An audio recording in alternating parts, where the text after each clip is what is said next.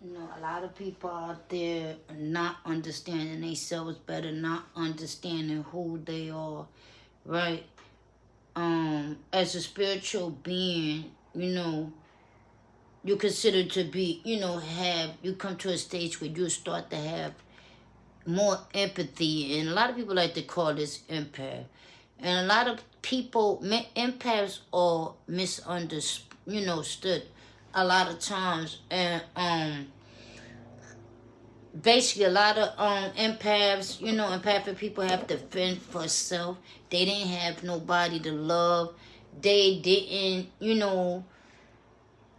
everything they learned, they had to learn on their own, and a lot of the people that are empaths are chosen ones.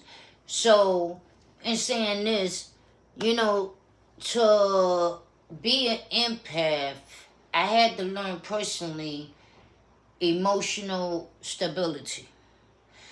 And by learning emotional stability, and nowadays can be very challenging, and challenging to learn what you don't know, right? To learn what you are guided to. And a lot of people along my process, which was very difficult, and difficult only because I'm aware of the fact that, I'm not alone, and that's the most beautiful part of understanding yourself on your journey. Like, a lot of people have different journeys, a lot of people have different callings in life. But in saying all this, to be, a lot of people out there are wearing masks, and a lot of people out there are reflecting on their lives. And a lot of times I have to put this into a situation where we have low frequency and high frequency.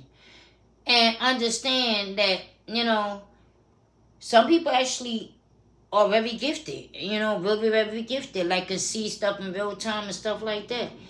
And you got people that can't see, right? They can't see their situation, they can't see past their life, they feel stuck, they dealing with mental illness, they dealing with their thoughts, they dealing with their feelings, they dealing with their family, they dealing with this, they dealing with that. But then it's a form of learning to retrain your thought, because in true reality, your mind could play tricks on you. And so as an empath, you really have to learn how to tap into yourself